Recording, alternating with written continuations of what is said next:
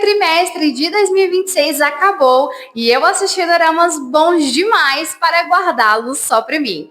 Então, nesse vídeo, eu vou te contar quais foram os 5 doramas que mais me surpreenderam nesses primeiros 3 meses. E fica até o final, porque o primeiro desse ranking me deixou emocionada e reflexiva de uma forma que eu não me sentia há muito tempo. Olá, dorameiras e dorameiros, tudo bem com vocês? Meu nome é Giovana e esse é o Papo de Dorameira e por aqui a gente vive, respira e surta juntos pelo maravilhoso universo dos doramas. E o vídeo de hoje é um ranking, então espero que você fique até o final. Antes de dar início ao ranking, eu quero deixar muito claro que esse ranking é um ranking pessoal. Foram os doramas que eu mais gostei nesse primeiro trimestre. Pode ser que você tenha gostado de algum outro e tá tudo bem. Me conta nos comentários qual foi o seu preferido. Bora lá? Iniciando essa lista, em quinto lugar está Em Busca de Jade ou Por Você, disponível na Netflix. Embora ele acertou muito em alguns aspectos e outros nem tanto, ele está nessa lista justamente porque o enredo me surpreendeu muito positivamente, principalmente por causa da protagonista. Ela foge do óbvio. Deixa eu te contar. Ela é uma açougueira. Me fala, qual foi o dorama que você assistiu que a protagonista é uma açougueira? E além de tudo, é uma protagonista cativante. Então nós sabemos que na história ela é órfã e ela precisa ir cuidar da sua Mei, que é a sua irmã mais nova. E para isso ela precisa lidar com tudo sozinha. Mas sabe o que mais interessante? É que ela não deita para ninguém. Quando ela tem convicção de alguma coisa, ela vai até o fim. O protagonista masculino também não sai perdendo. Embora eu acredite que eles poderiam ter desenvolvido ele melhor, ele se encaixa perfeitamente nessa trama. Ele é ousado, mas também é gentil. E além de ser extremamente bonito, eu acho que 100% das dorameiras ficaram apaixonadas por ele. A primeira parte do dorama é muito bom, muito bem desenvolvido, dá para acompanhar aí o relacionamento dos protagonistas, o desenvolvimento de ambos, dá para ter uma noção também dos personagens secundários. Mas da metade para frente entra uma trama política que, na minha concepção, ficou muito confusa, porque eles quiseram introduzir muitos assuntos ao mesmo tempo. Então eu confesso para vocês que num primeiro momento, quando eu terminei de assistir, eu já fiquei com uma pulguinha atrás da orelha, tipo, o que exatamente aconteceu aqui? E tive que dar uma pesquisada para entender melhor a história. Então o que acontece? A trama política, ela começa a ofuscar o romance. Ah, mas não é um dorama de romance, eu entendo, não é. Meu questionamento aqui é que quando finalmente os personagens estão juntos, a gente recebe migalhas do relacionamento dele. Quando no início era muito focado no relacionamento deles, então a gente meio que fica perdido aí na história. Mas entrou para essa lista pela originalidade. Foi muito bom de assistir, mesmo com esses aspectos que eu te contei. E em quarto lugar está O Amor Pode Ser Traduzido, que também é um K-drama que surpreende na questão da originalidade.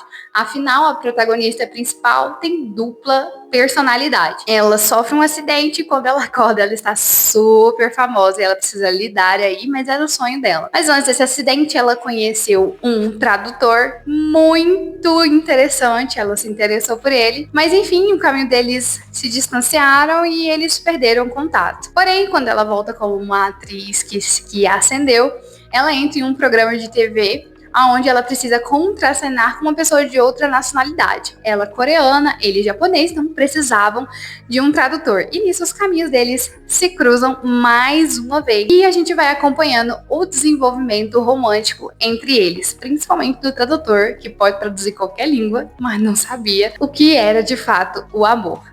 Para mim, um dos grandes acertos deste dorama foi a personagem Dorami, que é a segunda personalidade da Chamui. A Dorami, quando ela assumiu o controle, de fato ela fazia o que a Chamui gostaria de fazer, mas não tem coragem. E foi muito interessante acompanhar essa dinâmica entre o tradutor, que acabou descobrindo sobre essa questão da dupla personalidade, e como ele entendeu as especificidades dela e como ele foi se apaixonando por ela aos poucos. A única coisa que eu tenho de ressalva em relação a esse dorama é o final, que eu achei um final um pouco corrido, porque quando finalmente os protagonistas aceitaram seus sentimentos e iam assumir um relacionamento, a gente não tem isso. É uma cena muito rápida. E a forma também como foi tratado a resolução do trauma do passado dela, eu achei muito rápida. Ficou tudo muito subentendido. Então foi algo que foi tratado ao longo de todo o dorama e resolvido muito rápido no último episódio. Embora sim, deu para entender o que aconteceu. Mas seria melhor ainda se eles tivessem dado um pouco mais de atenção à resolução desse trauma. Mas o saldo positivo é bem maior que o saldo negativo e esse dorama me fez ficar muito reflexiva durante algum tempo, então ele é realmente muito bom. Em terceiro lugar está Febre de Primavera, que foi realmente um refresco para quem estava cansado de K-dramas com reviravoltas mirabolantes e clichês desnecessários. Esse daqui tratou tudo muito direto ao ponto e foi uma das coisas que eu mais gostei. E eu já vou logo avisando que é um dorama bem farofa, então tem umas cenas muito fora da casinha, mas nada aí que impeça de você assistir. E pelo contrário, eu acredito que até agregou, porque deixou muito mais cômico em algumas partes. E aqui a gente vai acompanhar a história da professora Yubon, que sofreu, uma injustiça em seu passado, e ao buscar socorro na sua família, ela não o encontrou, porque eles, na verdade, queriam que ela varrisse tudo para debaixo do tapete, como se ela estivesse errada. E ela sabia que não. Por causa disso, ela ficou muito magoada, muito ferida e decidiu aí ter uma nova vida numa cidade do interior. E nessa cidade do interior, ela literalmente colocou na cabeça dela que ela não poderia sorrir, que ela não poderia ser feliz. É como se ela tivesse interiorizado dentro dela de que ela merecia estar ali e infeliz. Até que ela conhece o rústico Chae-gyu, que ajudou ela a ver que a vida merece ser vivida e que não era culpa dela, e foi quem apoiou ela nesse sentido e ajudou ela a superar esse trauma. Da mesma forma, ela ajudou ele também a superar traumas do seu passado, que eles até adotam um cachorrinho muito fofo, que eu achei maravilhoso, assim, cenas muito, muito fofinhas. Uma coisa que eu não gostei muito foi o casal secundário, eu achei um casal muito chato, principalmente porque se trata de adolescentes, então, assim, o enredo deles... Confesso que eu até pulei. O que me fez ficar foi o casal protagonista. Gente, você quer casal maduro? É eles. Tiveram alguns conflitos, algumas dificuldades ao longo do dorama, mas eles resolveram tudo na base da conversa. Não teve término, não teve reviravoltas. Foi realmente muito bom de assistir e eu terminei com um coração bem quentinho. O segundo lugar ficou com um C-drama que literalmente ganhou meu coração, me deixou um vazio quando ele terminou, que foi Love Between Lines. Muito, muito, muito, muito bom. Aqui os protagonistas se conhecem em um jogo de realidade virtual de mistério e suspense. E no início é muito interessante ver como eles eram competitivos um com o outro, porque no jogo, logicamente, existiam objetivos e ele estava no objetivo contrário. Então, se ela ganha, ele perde, se ele ganha, ela perde, e eles ficaram nisso. E o desenvolvimento romântico é excelente de acompanhar. Eles saem dessa realidade virtual e vão para o mundo real, né? Eles se conhecem no mundo real, num cenário totalmente diferente, né? Eles são do mesmo ramo de arquitetura e ele apoiou ela, né? Porque ela queria voltar para essa área, ela precisava de uma oportunidade, ele deu essa oportunidade para ela, ajudou ela a se desenvolver e os dois caminham juntos de uma forma muito bela. Você consegue ver a evolução de ambos juntos. E a química deles, impecável. Que química maravilhosa, como foi bom ver os dois juntos, né? Tiveram momentos tensos de dificuldade, mas acho que nada muito forte, que te deixa com raiva, ou tipo, pra que desnecessário? Não, porque isso foi contado na história desde o princípio, então você esperava que em algum momento dentro do relacionamento deles teria um conflito. A protagonista principal é muito interessante, ela não é aquela tipo de protagonista que não tem opinião própria, ela é carismática. Então, assim, um complementou o outro e realmente gostei muito.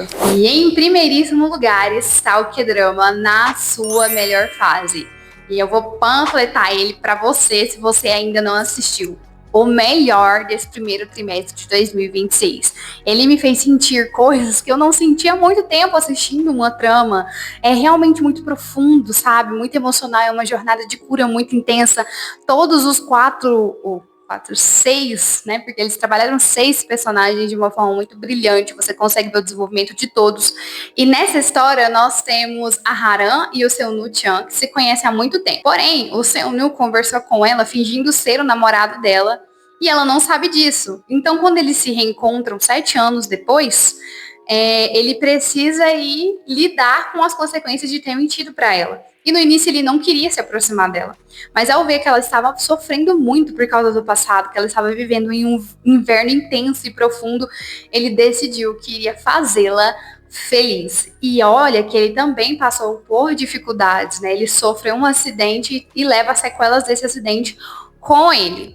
Então, o desenvolvimento deles é muito interessante, é muito bonito de ver a forma como um foi a cura um do outro. Eles tiveram suas dificuldades, mas superaram de uma forma muito linda e o final deles é perfeito. E a história da Hayeon também é muito boa. A Hayeon, ela é a irmã do meio da Haran.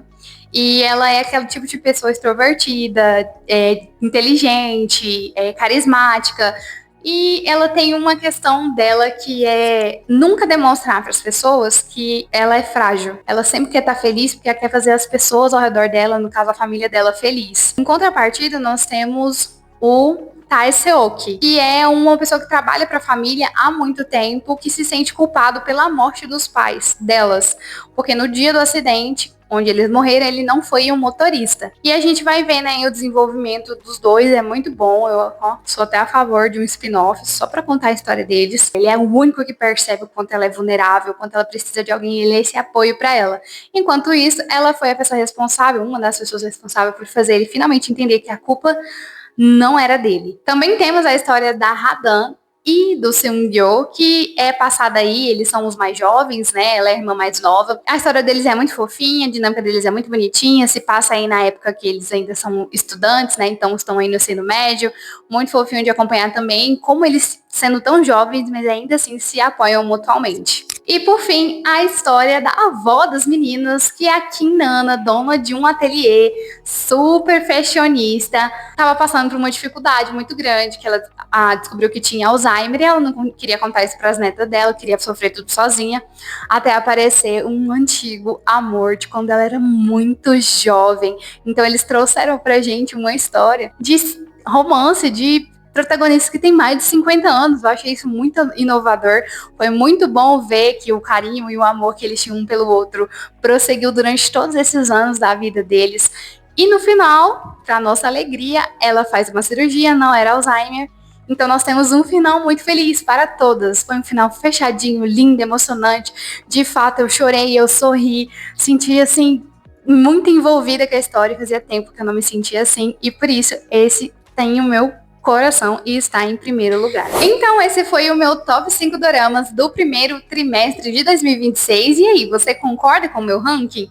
Se não, qual que é o seu ranking? Qual foram os doramas que mais te marcaram nesses primeiros 3 meses desse ano? Me conta, eu quero muito saber. E se você chegou até aqui, muito obrigada por assistir e por compartilhar esse amor por doramas comigo. Não se esqueça de deixar o seu like, se inscrever no canal e ativar o sininho para não perder nenhuma novidade. E esse foi o papo de hoje. Até o próximo vídeo. Tchau!